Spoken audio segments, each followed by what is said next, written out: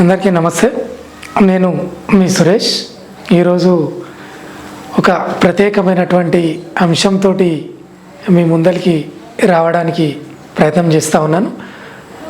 చాలా వరకు ఆధ్యాత్మికమైనటువంటి అంశాలలో ఒక ముఖ్యమైనటువంటి అంశాన్ని మీ ముందుకి తీసుకురావడానికి ప్రయత్నం చేస్తూ ఉన్నా. అందులో ముఖ్యమైనటువంటి అంశం ప్రజాపిత బ్రహ్మకుమారిస్ ఈశ్వరీయ విశ్వవిద్యాలయం గురించి కొన్ని అంశాలను మన ముందుకు తీసుకురావడానికి ప్రయత్నం చేస్తూ ఉన్నాం. అందరికీ నమస్కారం తెలియజేస్తూ, ఇంతకుముందు చెప్పినట్టుగా మనం ఇక్కడికి రావడం జరిగింది. ముఖ్యంగా ఇక్కడ ఒకరు ప్రత్యేకమైనటువంటి వ్యక్తులు కూడా మనతో ఉన్నారు. మేడం, మీ పేరు చెప్పగలుగుతారా? నా పేరు పద్మావతి అండి. బీకే పద్మ అంటారు. Okay madam. అంటే పీకే అంటే మేడం? బీకే అంటే బ్రహ్మ కుమారి, అంటే బ్రహ్మ జ్ఞానం ఎవరైతే తెలుసుకొని ఆచరిస్తారో వాళ్ళని బ్రహ్మ కుమార్, బ్రహ్మ కుమారీస్ అని అంటారన్నమాట. Okay madam. అంటే ఈ సంస్థ ఇక్కడ ముందుగా స్టార్ట్ అయింది మేడం? ఇది 1937లో ఒకప్పటి మన భారతదేశం సింధ్ హైదరాబాద్లో ఈ సంస్థ ప్రారంభమైందండి. దీని యొక్క పునాది ఎవరు అనంటే స్వయం పరంపిత పరమాత్మ. ఆయన చెప్పే సత్య జ్ఞానము ద్వారానే ఈ సంస్థ ఆనాటి నుంచి ఈనాటి వరకు కూడా నడుస్తూ ఉంది. భగవంతుడు ఎన్నుకున్నటువంటి మొట్టమొదటి వ్యక్తి ఎవరు అనంటే మీకు కనిపిస్తున్నటువంటి ఈ ఫోటోలో ఉన్న వ్యక్తి, వీరి పేరు దాదా లేఖరాజు. 1937కి ఈయనకు 60 సంవత్సరాలండి. వీరు ఒక వజ్రాల వ్యాపారిగా ఉండేవారు. చిన్నప్పుడు పేద పిల్లవాడు బీదవాడైనా కూడా తన కష్టార్జితంతో ఒక వజ్రాల వ్యాపారిగా ఎదిగాడు. 60 సంవత్సరాలలో స్వయం పరంపిత పరమాత్ముడు వారి ఈయన శరీరంలో పరకాయ ప్రవేశం చేసి సత్య జ్ఞానాన్ని బోధిస్తూ ఉండేవారు. ఆ కాలంలో దీన్ని ఓం మండలి అనేవారు. మొట్టమొదట ఒక 400 మందితో ఈ యొక్క సంస్థ ప్రారంభమైంది. తరువాత ఇంతింతై వటుడింతై అన్నట్లుగా ఈరోజు 140 దేశాలలో 5,000 శాఖలకు పైగా రిజిస్టర్డ్ బ్రాంచెస్ ఉన్నాయి. మరి ఒక 5,000 చిన్న చిన్న గీతా పాఠశాలలు అంటామన్నమాట. అలా అంటే ఇప్పుడు పరిగిలో ఉన్నటువంటి ఏ పాఠశాల మేడం? దీనికి ఏం పేరు ఉంది? ఇది హెడ్ క్వార్టర్ అంటే ఇది మౌంట్ ఆబూ రాజస్థాన్లో ఉంటుంది. ఆ హెడ్ క్వార్టర్తో గుర్తింపు పొందినటువంటి ఇది ఒక మెయిన్ సెంటర్ అన్నమాట, మెయిన్ సేవా కేంద్రమే. పరిగిలో ఒక 15 ఏళ్ల నుంచి ఇక్కడ స్థాపించబడింది. అంటే ఇక్కడ ఎంతమంది జాయిన్ అయ్యారు మేడం ఈ సంస్థలో? అంటే మొదట్లో రావడానికి చాలా మంది వచ్చారు, పరిగి చుట్టుపక్కల వాళ్ళు. ఇప్పుడైతే రెగ్యులర్ గా ఒక 20 మంది క్లాస్కి వస్తూ ఉంటారు. అంటే 20 మంది రెగ్యులర్ గా క్లాసులోకి వస్తుంటే ఆ క్లాసులో ఏం బోధిస్తారు మేడం? అంటే ఇక్కడ ఏంటంటే ఆధ్యాత్మిక జ్ఞానం, మనం ఎవరము, మన యొక్క ఆత్మ యొక్క శక్తులు ఏమిటిది, ఒకప్పుడు ఎలా ఉండేవాళ్ళం, మన జీవన శైలి ఇప్పుడు ఏ విధంగా కాలక్రమానుసారంగా మారింది.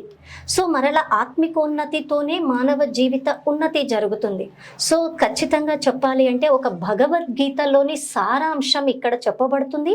అది ప్రాక్టికల్గా చేస్తూ ఉంటారు 20 మంది కూడా. Okay madam. అంటే జనరల్గా దీని యొక్క ముఖ్యమైనటువంటి లక్ష్యం ఏంది మేడం?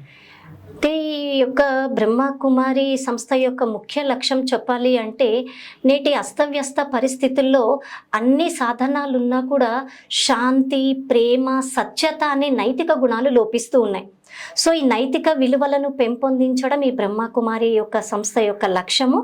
దీని ముఖ్య లక్ష్యం చెప్పాలి అంటే ప్రపంచం మారాలి అంటే ముందు మనలో మార్పు రావాలి. సో స్వపరివర్తనతో విశ్వ పరివర్తన సాధ్యం అనే లక్ష్యంతో ఈ సంస్థ ముందుకు వెళ్తూ ఉంది. అయితే ఇంకొక విషయం మేడం, అంటే ఇక్కడికి వచ్చిన వాళ్ళకే మీరు బోధిస్తారా, లేకుంటే బయటికి వెళ్ళి మీరు ఇట్లా గ్రూపుల్లాగా ఏర్పాటు చేసి ఒక సమావేశాలు ఏర్పాటు చేసి చేస్తారా? అంటే ఇక్కడికి వచ్చిన వాళ్ళకి రెగ్యులర్ క్లాసెస్, ఫస్ట్ ఒక 7 days మెడిటేషన్ కోర్స్ ఉంటుంది. Class basic course 7 days. అది విన్నంత వరకు మేము చెప్తాము వినండి అనేసి. అది ఇంట్రెస్ట్ ఉన్న వాళ్ళు వింటే, దాంట్లో నచ్చిన వాళ్ళు రెగ్యులర్ క్లాస్కి వస్తారు. ఇక లేదు అన్న వాళ్ళు వాళ్ళ మామూలు వ్యాపారాలు వ్యవహారాలు చేసుకుంటూ ఉంటారు, వేరే ఆశ్రమాలకు కూడా వెళ్తూ ఉంటారు. అంతేకాకుండా మేము కాలేజెస్, స్కూల్స్, గవర్నమెంట్ ఆఫీసర్స్కి, పోలీస్ డిపార్ట్మెంట్, ఇలా ప్రతి చోటికి కూడా వెళ్తూ ఉంటాం. ఎందుకంటే బ్రహ్మకుమారి సంస్థ 82లో RARF అనే ఒక అనుబంధ సంస్థ ఏర్పరచుకుంది. అందులో అనేక రకాల విభాగాలు ఉన్నాయి. ఒక జూరిస్ట్ వింగ్ అని, స్టూడెంట్స్ వింగ్ అని, మహిళల విభాగం అనేసి, సైంటిస్టు, స్పోర్ట్స్, ఇలా రకరకాలుగా. సో ఒక్కొక్కరు ఒక్కొక్క విభాగంలోకి వెళ్ళి వాళ్ళకి తగ్గట్టుగా మేము ఈ యొక్క మెడిటేషన్ తరగతులు చెప్తూ ఉంటాం అన్నమాట.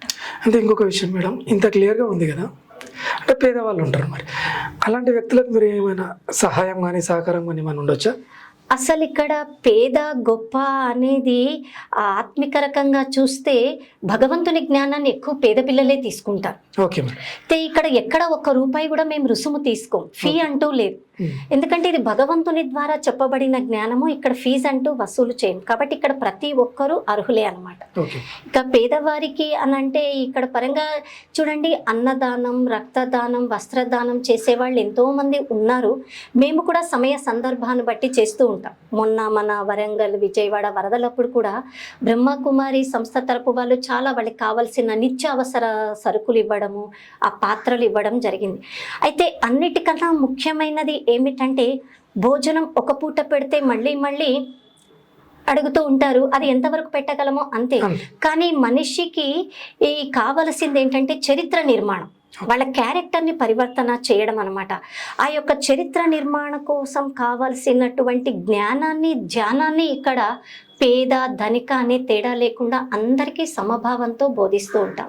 ఓకే మేడం, మీరు ఏమంటున్నారు, వచ్చిన వ్యక్తులకు రుసుము తీసుకోవడం లేదు, ఫీజు అనేది లేదు, మన బాధ్యత మనం చేస్తూ ఉన్నాము అంటున్నారు. మరి ఈ సంస్థ నడవాలంటే ఆర్థిక పరమైనటువంటి అంశాలు కూడా ముఖ్యం. మరి అది ఏ విధంగా సమకూర్చుకుంటున్నారు మీరు? తప్పకుండా అండి, మంచి ప్రశ్న. ఎందుకంటే ఎక్కువ మందికి ప్రజలలో ఈ యొక్క అనుమానం అనేది ఉంటుంది. ఎవరైతే మేము బ్రహ్మకుమారి సంస్థ యొక్క మెయిన్ రూల్ ఏంటి అని అంటే, ఈ మాంగ్నేసే మర్నాభల, అంటే అడగడం కన్నా అడుక్కోవడం కన్నా చావడం మేలు అనేది ఇక్కడ ఒక సూక్తి ఉంటుందన్నమాట. అది ముఖ్యంగా ధనపరంగా అయితే అసలు ఎవరిని కూడా అడిగే ప్రసక్తే లేదు, చేయి చాచి కానీ నోటితో కానీ. ఇక్కడికి ఎవరైతే రెగ్యులర్ విద్యార్థులు వస్తూ ఉంటారో, ఇక్కడికి వచ్చిన తర్వాత వాళ్ళలో చాలా మార్పులు కనిపిస్తాయి. మీరు ఎవరినైనా అడగొచ్చు, వాళ్ళకి ఇంత ముందు ఉన్నటువంటి వ్యసనాలు, ఈ బీడీ సిగరెట్ తాగడము, ఈ మద్యము తీసుకోవటము, నాన్ వెజ్ తినడము, చెడు తిరుగుళ్ళు, సినిమాలు, ఇలాంటి కలియుగ భ్రష్టాచారాలు అని చెప్పొచ్చు. వ్యసనాలు ఎన్ని ఉంటాయో వాటన్నిటిని ఇక్కడికి వచ్చాక స్లోగా వాళ్ళు వదిలేస్తూ ఉంటారు. సో ఆ ఖర్చుని. ఓకే మేడం, ఇక్కడ ఉన్నటువంటి వాతావరణంలో మీరు ఏర్పాటు చేసుకున్న ఇది ఒక ధ్యాన మందిరం కావచ్చు, మీ భాషలో ఇంకేదైనా కావచ్చు, వీటన్నిటికీ సంబంధించినటువంటిది ఒకటి ప్రత్యేకమైనటువంటి అంశం కనిపిస్తుంది. ఏంది అది అంటే ఓం శాంతి అని కనిపిస్తుంది. అంటే దీనిపైన ఏం అసలు ఉద్దేశం ఏంది ఓం శాంతి అనేది? అంటే ఓం శాంతి అంటే ఇక్కడ చూడండి, ఈ సింబల్ ఏదైతే ఉందో పరమపిత పరమాత్మ, ఆత్మలకి తండ్రి, భగవంతుని యొక్క అసలైన స్వరూపం. ఓకే, భగవంతుడు జ్యోతి స్వరూపుడు. ఓకే, అఖండ జ్యోతి స్వరూపుడు. ఆయనకి మనకి తేడా ఏంటంటే, మనం పిల్లలం, ఆయన పిల్లలం, సంతానం, ఆయన తండ్రి. ఆయన మనలాగా జనన మరణ చక్రంలోకి రారు. అందుకని ఆయన దగ్గర గుణాలు ఎప్పటికీ ఉంటాయన్నమాట. శాంతి సాగరుడు, ప్రేమ సాగరుడు, ఆనంద సాగరుడు, మనకి తెలియని మన జన్మ జన్మల రహస్యం తెలిసిన జ్ఞాన సాగరుడు. ఆ పరమాత్ముడు ఇప్పుడు భూమిపై అవతరించి సద్ధర్మ స్థాపన చేస్తూ ఉన్నారు. ఎప్పుడైతే మనం ఆ తండ్రి శాంతి సాగరుణ్ణి మనం తలుచుకుంటామో మనకి కూడా శాంతి అనేది లభిస్తుంది. సో ఇక్కడ ఒకరికొకరు ఎప్పుడైతే ఈ క్లాస్కి వచ్చేవాళ్ళు, రోజు రెగ్యులర్గా వచ్చేవాళ్ళు, మేము ఎలా ఇతరులను కలిసినప్పుడు నమస్తే అంటారు, జై రామ్, జై శ్రీకృష్ణ అంటారో, ఇక్కడ మేము పరస్పరంలో ఒకరినొకరు సంబోధించుకునేది, చెప్పుకునేది ఏమిటంటే ఓం శాంతి. అంటే ఓం అంటే నేను ఆత్మ, శాంతి అంటే నా స్వధర్మము. ఓకే, అంటే ఇది క్లియర్ అయినా మేడం, ఇక్కడ ఒక పెద్ద ఫోటో ఉంది, ఇక్కడ మేము గమనిస్తూ ఉన్నాం వచ్చినప్పటి నుంచి. దీనిలో అర్థం ఏంది మేడం? ఇంత పెద్దగా ఉంది కదా, దీనిపైన ఏంటి అర్థం అసలు? అంటే ఇదేంటంటే, ఇది ఒకప్పటి మన భారతదేశం. ఓకే, స్వర్ణిమ భారత్ అంటారు కదా. చూడండి పిక్చర్ అంతా కూడా ఎలాగుంది, ఒక గోల్డెన్ కలర్లో స్వర్ణిమంగా ఉంది. ఇటువంటి దేశం, భారతదేశం ఒకప్పుడు భూమి పైన ఉండేది. దీన్నే మనం ప్రాచీన భారత్ అనేవాళ్ళం అనమాట. అయితే ఇక్కడ ఇప్పుడు ఎలాగైతే రాళ్ళు, ఇసుకలు ఎలా కనపడుతున్నాయో, అప్పుడు అక్కడ అంతా కూడా బంగారు గనులు. ఎందుకు అలాగ అంత సంపన్నంగా ఎలా ఉండేది భారతదేశము? అక్కడి మనుషులు కూడా చూడండి, ఈ భూమి మీద మనుషులే, కానీ వీళ్ళని చూస్తే మీకు ఏమనిపిస్తుంది? సాధారణంగా ఈయన బంగారమయంలో అన్నట్టు ఒక దేవతా లోకం, ఈ లోకం కాదు, ఇదేదో స్వర్ణ లోకం, దేవలోకం లాగా ఉండేది. ఎప్పుడైతే మనం ఆత్మ సర్వ దివ్య గుణాలతో 16 కళ సంపూర్ణంగా అవుతామో, మనలో పవిత్రత శక్తి అనేది నిండుగా ఉంటుందో, అప్పుడు మనం ఒకప్పుడు ఈ విధంగా ఉండేవాళ్ళం. ఓకే. వీళ్ళెవరు అంటే లక్ష్మీ నారాయణులు, సత్యయుగం యొక్క విశ్వ మహారాజా మహారాణి శ్రీ లక్ష్మి శ్రీ నారాయణులు. వారి రాజ్యము వారి యొక్క భవనం అన్నమాట. ఓకే. అక్కడ చూడండి, యథా రాజా రాణి తథా ప్రజ, ప్రజలు కూడా వాడి ముఖాల్లో చూడండి ఎంత ఆనందం, ఎంత పవిత్రత అనేది వస్తుంది. అక్కడ ఆవు పులి కూడా ఒకే గట్టున నీళ్లు త్రాగుతాయి అని మనం పూర్వీకులు మనకి చెప్తూ ఉండేవారు కదా. ఇది అదే ప్రపంచం. ఈ చిత్రాన్ని ఇక్కడ ఎందుకు పెట్టాము అంటే, రోజు దీన్ని చూస్తూ చూస్తూ ఒకప్పుడు మనం ఇలా ఉండేవాళ్ళం, ఇప్పుడు ఇలా అయిపోయాం. సో మరలా మనం ఇలా కావాలంటే ఏం చేయాలి అనే మన లక్ష్యాన్ని గుర్తు చేయిస్తూ ఉంటుంది. సో పరమాత్ముడు చెప్పే జ్ఞానము ద్వారా, ఆయనని ధ్యానం చేయడం ద్వారా మన ఆత్మ సంపన్నం అవుతుంది, సంపూర్ణం అవుతుంది. మనం మారితే ప్రపంచం మారుతుంది. మరి ఇక్కడ ఇక వీరు వచ్చేసి ప్రజాపిత బ్రహ్మ అంటారు వీరి పేరు. అసలు పేరు దాదా లేఖరాజ్. స్టార్టింగ్ లో మీరు చెప్పినట్టు అసలు పేరు దాదా లేఖరాజ్. వీరు 1876లో జన్మ తీసుకున్నారు. చెప్పాను కదా, భారతదేశంలో ఒకప్పటి సింధ్ హైదరాబాద్లో ఉండేవారు అనమాట. అయితే అక్కడ వీళ్ళ ఫాదర్ ఒక ప్రధానోపాధ్యాయుడు, స్కూలు ప్రిన్సిపల్ గారు. చిన్నతనంలోనే వాళ్ళ తల్లి తండ్రి మరణించారు. వారి నానమ్మలు, పెదనాన్నలు, చిన్నాన్నల దగ్గర పెరిగాడు. అయితే వారి దగ్గర ఉంటూ తన చిన్నప్పటి నుంచి ఒక వజ్రాల వ్యాపారంలో చిన్న చిన్న మెలకువలు నేర్చుకుంటూ ఉండేవారు. 60 ఏళ్ళు వచ్చేటప్పటికి కోటీశ్వరుడయ్యారనమాట. తనకి 6 సంతానం, 2 మగపిల్లలు, 4 ఆడపిల్లలు. సేమ్ అంతా మనలాగానే ఒక గృహస్థ వ్యవహారాన్ని జీవించేవారు. అయితే చాలా భక్తి అన్నమాట.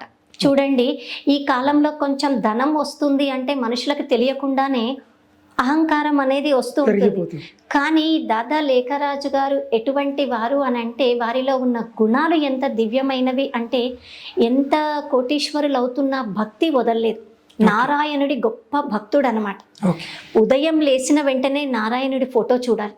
ఎప్పుడు తన పాకెట్ జేబులో నారాయణుడి చిత్రం ఉండేది. షాపుకు వెళ్ళినప్పుడు ఫస్ట్ ఆ నారాయణ కోటి నామస్మరణ చేసి దాన్ని కొన్నిసార్లు రాసి కానీ వ్యాపారం ప్రారంభించేవారు.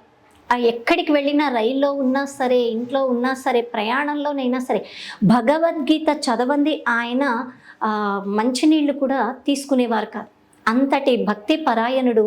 కానీ 60 ఏళ్ళు వచ్చేటప్పటికి సుమారు పరమాత్ముడుకి భూమిపై అవతరించాల్సిన సమయం ఎప్పుడైతే సమీపానికి వచ్చిందో, మానవులలో మొదటి మానవుడు అని చెప్పాలి ఈయన. ఈయనకి అనేక సాక్షాత్కారాలు చేయించారన్నమాట. మొట్టమొదట చేయించినది విష్ణు చతుర్భుజం, అంటే 4 భుజాలు కలిగినటువంటి శ్రీమన్నారాయణుడి చిత్రం. ఆ చిత్రం కనిపిస్తూ తతత్వం, అహం చతుర్భుజం తతత్వం అనేటటువంటి మాటలు ఆయనకి వినపడ్డాయి. అయితే ఈయనకి 1 కాదు, 2 కాదు, 12 మంది గురువులు ఉండేవారు. ఎప్పుడు వాళ్ళ ఊరికి ఏ గురువు వచ్చినా సరే వారికి ఆతిథ్యం ఇచ్చి, అతిథి సత్కారాలు చేసి, ఆ ఊర్లో అందరికీ వారి చేత జ్ఞానం చెప్పించి, ఆ రోజు వాళ్ళ ఇంట్లో నిద్రకి కూడా అన్ని సదుపాయాలు సమకూర్చి, అన్ని రకాలుగా వారిని చూసి మరునాడు చాలా మంచిగా మర్యాద చేసి మరీ పంపించేవారనమాట. అంత గురువులంటే భక్తి, అంత గౌరవం. కానీ పరమాత్ముడు ఇటువంటి మహానుభావుణ్ణి ఎన్నుకున్నారు. ఎందుకు అంటే భగవద్గీతలో చెప్పారు, 9వ అధ్యాయంలో 11వ శ్లోకం ఏమని, అవజానంతి మా మూఢ మా మానుషీం తనుమాశ్రితం. అంటే అవజానంతి, తెలుసుకొనలేకున్నారు, నేను ఒక సాధారణ మానవ తనువులో ఓకే మేడం, ఇక్కడ పైన కనిపిస్తున్నటువంటి చిత్రాలు అంటే వాళ్ళ యొక్క ప్రత్యేకత ఏంది మేడం? అంటే ప్రత్యేకత అంటే ఇప్పుడు మనం తెలుసుకున్నాం కదండి, పరమాత్ముడు ఈ ప్రజాపిత బ్రహ్మ ద్వారా ఏదైతే జ్ఞానబోధ చేస్తూ ఓం మండలి అనే సంస్థను ప్రారంభించారో, ఆ ఓం మండలిలోకి బ్రహ్మాయ బాబా యొక్క కుటుంబం సభ్యులతో పాటు ఇంకొంతమంది ఆ సింధ్ హైదరాబాద్లో ఉండేవారు కూడా వచ్చారు, చిన్నపిల్లలు పెద్దవారు. అయితే ఆ వచ్చిన 400 మందిలో తర్వాత ఆ యొక్క సంస్థని నడిపించడానికి ముఖ్య అధ్యక్షురాలిగా ఒక హెడ్గా నిర్ణయించారు ఈవిడనమాట, జగదంబ సరస్వతి. ఆవిడ అసలు పేరు రాధ. 17 ఏళ్ల వయస్సులోనే ఆవిడ ఈ యొక్క జ్ఞాన మార్గంలోకి వచ్చారు. తను ఈ యొక్క సంస్థకి హెడ్ అయ్యి 400 మందిని చాలా చక్కగా జ్ఞానంతో మరి ఇతర విషయాలతో పాలన చేస్తూ వచ్చారు. అయితే 1965లో ఆమె సంపూర్ణమయ్యారు, శరీరం వదిలారు. ఆ తర్వాత హెడ్గా ఈ యొక్క దాదా లేఖరాజ్, ఏదైతే ప్రజాపిత బ్రహ్మ అన్నామో 69 వరకు వారు ఉండేవారు. ఆ తర్వాత 69 జనవరి 18న వారు కూడా శరీరం వదిలారు. మనిషి అన్న తర్వాత ఖచ్చితంగా జననం మరణం తప్పకుండా ఉంటుంది. 69 జనవరి 18 తర్వాత అప్పటికే ఆ సంస్థలో ముఖ్య సభ్యురాలిగా ఉన్నటువంటి దాది ప్రకాష్ మణి, వారిని ఇక్కడ ముఖ్య అధ్యక్షురాలిగా చేశారనమాట. అయితే ఆ 69 నుంచి 2007 వరకు ఆవిడ మాకు 2007 వరకు ఆవిడే హెడ్గా ఉన్నారు. ఖచ్చితంగా వారిని ఎన్నోసార్లు కలిశాను, వారి సన్ముఖంలో క్లాసెస్ విన్నాను. ఇప్పుడు యజ్ఞ హిస్టరీ మీకు ఏదైతే చెప్తున్నానో డైరెక్ట్ వారి ద్వారా మేము విన్నది. థర్డ్ పర్సన్ వచ్చేసి ఇప్పుడు ఈ దాది ప్రకాష్ మణి దాదితో పాటు వీరిని కూడా సహ అధ్యక్షురాలిగా, అంటే ఒకరు ముఖ్య అయితే ఇంకొకరు సహ అధ్యక్షురాలిగా ఉన్నారు. ఒకరి తర్వాత మరొకరు, ఒకరు లేని పక్షంలో హెడ్ క్వార్టర్లో ఇంకొకరు చూసుకుంటూ ఉంటారు అనమాట. ఈవిడ పేరు మన్మోహిని దీది. అప్పట్లో చాలా కోటీశ్వరులు అన్నమాట వీరు. వారు కూడా ఈ యజ్ఞంలో ఆదిలోనే వచ్చారు 1937లో. తర్వాత 83లో ఆవిడ శరీరం వదిలారు. సో వారి స్థానంలో జానకి దాది అనేసి 104 ఏళ్ళు ఆవిడ జీవించారనమాట. మొన్న 2021లో ఆవిడ శరీరం వదలడం జరిగింది. The most stable mind in the world, అంటే మానసిక స్థిరత్వం కల మహిళ అని ఫారెన్ వాళ్ళు, విదేశీయులు ఆమెకి ఒక అవార్డుని ఇచ్చారనమాట. అంటే ఈ రాజయోగా మెడిటేషన్ ద్వారా ఎటువంటి పరిస్థితుల్లోనైనా మానసిక స్థిరత్వాన్ని కలిగి ఉంటారు అని చెప్పడానికి ఈవిడే ఉదాహరణ. ఆవిడ హెడ్గా ఉండేవారు. ఇలా వీరందరూ కూడా వచ్చిన వారు. ఇప్పుడు మీరు దాదా అని ఉన్నారు, ఎందుకు అనాల్సి వచ్చింది ఆ పదం? అంటే ఇక్కడ మామూలుగా పరమాత్ముని సంతానము, ఒకే తండ్రి పిల్లలం, మనందరము కూడా ఆత్మిక రూపంలో సోదరులం, సోదర సోదరిలం. అయితే ఇప్పుడు మాకిప్పుడు ఎవరైతే జ్ఞానం చెప్తున్నారో వారిని మేము సోదరి, అక్కయ్య అని పిలుస్తాం. అలా ఆ జ్ఞానం చెప్తూ వాళ్ళ సీనియర్లుగా ఎవరైతే ఉన్నారో మాకు దాది దీదీలు, బ్రహ్మ బాబా ఉన్నప్పుడు 400 మంది అయితే డైరెక్ట్ పరమాత్మతో పాలన తీసుకున్నారు, జ్ఞానం విన్నారు, వాళ్ళని మాత్రమే మేము దాదీలు, అన్నయ్యలను అయితే దాదాలు అంటాం. ఆ 50 వరకు 50 వరకు 50 తర్వాత ఎవరినైతే వచ్చారో భారతదేశానికి వచ్చారనమాట వాళ్ళు సింధ్ హైదరాబాద్ నుండి. ఆ తర్వాత వచ్చే వారిని అక్కయ్యలు, అన్నయ్యలు అంటారు. ఇంకొక అంశం యజ్ఞ పెద్దలు అని అర్థం. ఓకే, ఇంకొక అంశం ఏంది మేడం అంటే, మీరు ఇక్కడ ఉన్నటువంటి ముగ్గురిని చెప్పేటప్పుడు శరీరం వదిలారు అన్నారు కదా, మరి శరీరం వదిలినప్పుడు మరి ఆత్మ ఇంకెక్కడైనా పోతుందా? మరి తప్పకుండా మన భగవద్గీతలో కూడా ఉంది కదండి, మన పెద్దవాళ్ళు చెప్తూ ఉంటారు హిందూ ధర్మంలో, పునరపి జననం పునరపి మరణం. జన్మ తీసుకున్న వారు ఖచ్చితంగా మరణిస్తారు, మరణించిన పిదప మళ్ళీ పుడతారు అని ఉంది కదా. మరి జన్మ తీసుకునేది ఏమిటి, మరణించేది ఏమిటి అంటే ఈ శరీరమే మరణిస్తుంది, కానీ ఇందులో ఉన్న ఆత్మ అవినాశి, ఆత్మకి మరణం లేదు. మనకి భగవద్గీత 2వ అధ్యాయంలో కూడా చాలా స్పష్టంగా ఉంది, ఆత్మని నీటితో తడపలేము, గాలితో ఆర్పలేము, అగ్ని చేత దహించలేము, ఏ అస్త్రశస్త్రాదులు ఖండించలేవు. సో శరీరం వదిలే ప్రక్రియను మరణం అంటాము, మరలా శరీరంలోకి వచ్చిన ప్రక్రియను జననం అంటాం. సో ఈ శరీరాన్ని వదిలారు కాబట్టి వాళ్ళు శరీరం వదిలారు, కానీ మరణించారు అని చెప్పం. ఎందుకంటే ఆత్మజ్ఞానం తెలిసిన వాళ్ళు ఎప్పుడు మరణించారు అని చెప్పారు. వారు మరలా జన్మ తీసుకుంటారు, ఇంకో మంచి పనులు చేస్తూ ఉంటారు. మీరు ఇచ్చిన ఈ అంశాలతో పాటు ఒక చిన్న డౌట్ మొదలైంది. ఏం డౌట్ అంటే, సాధారణంగా నేను చాలా మటుకి బయట తిరగడంలో కానీ తెలిసిన సమాచారంలో మగపిల్లలు సన్యాసులుగా ఉంటారు మేడం, పురుషులు. కానీ ఇక్కడ మీరు చూపించిన ఈ చిత్రాలు అన్నిటిలో కూడా మహిళలు ఎక్కువగా ఉన్నారు. మరి దీనికి కారణం ఏమంటారు? అంటే మహిళలే ఎక్కువగా ఉన్నారు అనే ప్రశ్నకి ముందుగా ఈ ప్రజాపిత బ్రహ్మ కుమారి సంస్థ యొక్క ఫౌండరే ప్రజాపిత బ్రహ్మ పురుషుడు. ఓకే. సో ఇక్కడ పురుషులు లేరు అనే ప్రశ్నే లేదు. ఓకే. కాకపోతే ఆ 400 మంది ఆదిలో ఎప్పుడైతే ఫస్ట్లో వచ్చారని చెప్పాం కదా, అందులో అప్పటికి ఆ పరిస్థితులు ఎలా ఉన్నాయో ఆలోచించండి. 1937, 38లో స్త్రీలని పూర్తిగా అణచివేత టైంలో ఉండేది. గృహిణి ఇంటికి తప్ప ఇంకా దేనికి పరిమితం లేదు. వేదాలు శాస్త్రాలు చదవటానికి, ఈ సన్యాసం పుచ్చుకోవడానికి అటువంటి పరిస్థితులు అప్పుడు లేవు.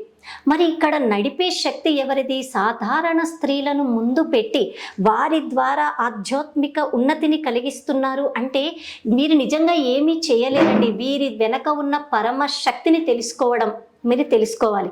ఇక సాధారణ స్త్రీల వెనుక ఉన్నది ఇక్కడ పరమాత్ముడు.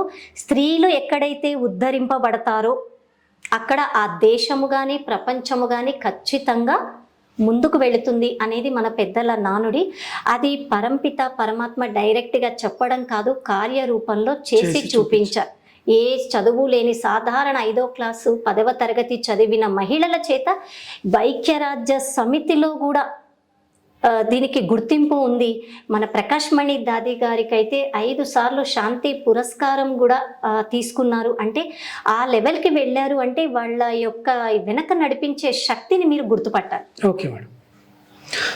Okay, thank you madam. ఏది ఏమున్నా మాకు ఉన్న డౌట్లు కావచ్చు, ప్రజలకు ఉన్న డౌట్లు కావచ్చు, డౌట్లు కాకపోయినా కనీసం సమాచారం ఏంది అసలు బ్రహ్మకుమారిస్ అంటే ఏంది అని చెప్పేసి దీనిపైన పూర్తి వివరణ మా కోసం సమయం ఇచ్చినందుకు మీకు ప్రత్యేకంగా ధన్యవాదాలు మేడం. Thank you. మీరు కూడా ఈ యొక్క ఛానల్ ద్వారా సాధారణ ప్రజలకు ఏవైతే అనుమానాలు ఉన్నాయో వాటిని క్లారిఫై చేసే ప్రయత్నం చేస్తున్నారు. మేము చెప్పాలనుకున్నది మీడియా ద్వారా చెప్పించే సహకారం ఇచ్చినందుకు మీకు మీడియా తరపున, మా తరపున మీడియా వారికి చాలా చాలా ధన్యవాదాలు. Thank you. ఓం శాంతి. అందరికీ నమస్కారం. నా పేరు ఆకారపు రాజు. నేను పరిగి ప్రముఖ వ్యాపారవేత్త అండ్ నేను సొంత స్కూల్ కూడా మెయింటైన్ చేస్తున్నాను. ఈ సంస్థ లోపలికి నేను జ్ఞానం ఇవ్వడానికి 15 సంవత్సరాల నుంచి ఇక్కడికి రెగ్యులర్గా క్లాసులు అటెండ్ అవుతున్నాను.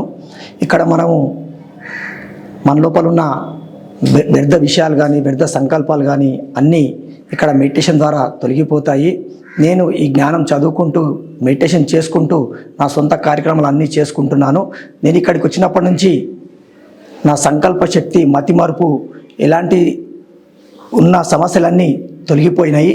నేను ప్రతిరోజు ఉదయం మార్నింగ్ అమృతవేళ లేచి మెడిటేషన్ చేస్తుంటాను. అలాగే సాయంత్రం ఈవినింగ్ కూడా వచ్చి మెడిటేషన్ చేస్తుంటాను. దీంట్లో మనకు ఏ ఆత్మక జ్ఞానము, భగవద్గీత యొక్క సారాంశము, మన యొక్క నైతిక విలువలు ఏ విధంగా ఉండాలి, ఇతరుల విధంగా ఏ విధంగా నడుచుకోవాలి, మన యొక్క ఆలోచనలు ఏ విధంగా ఉండాలి, మన మనసును ఏకాగ్రతం ఏ విధంగా చేసుకోవాలి అనే దాని గురించి చెప్తారు.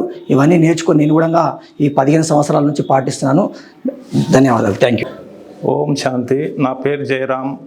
కులక్చర్ల మండల్ పక్కన బండవేల్కిచర్ల ఎర్రగోయిన్ తాండా. మేము ఎస్టీ వాళ్ళము. నేను అంతకుముందు ఒక ఫుల్ బాటల్ మందు తాగేవాడిని. దాని నుంచి నేను నా శరీరానికి బాగా నేను కోల్పోయినా. అందుకు నేను శివమాల వేసేవాడిని. శివమాల 12 సంవత్సరాలు వేసిన, 2021 నుంచి 2014 వరకు. అయినా భగవంతుడు లభించలేడు. ఎందుకంటే మనం మాల వేసినన్ని రోజులే పవిత్రంగా ఉంటాము. దాని తర్వాత మళ్ళా యథావిధిగా మళ్ళా కొనసాగుతూ ఉంటాము. అందుకు మాకు ఉమాశంకర్ అన్నయ్య ఏంటంటే వాళ్ళ షాప్కు వెళ్ళే వాళ్ళము.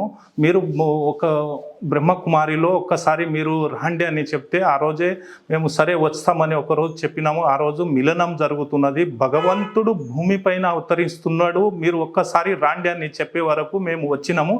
వచ్చిన తర్వాత మేము అక్కడ శివమాల అనేది మానిపోయినాక ఇక్కడ యథావిధిగా బ్రహ్మకుమారిలో మేము ఇప్పటి వరకు ప్రయాణం చేస్తూ ఉన్నాము.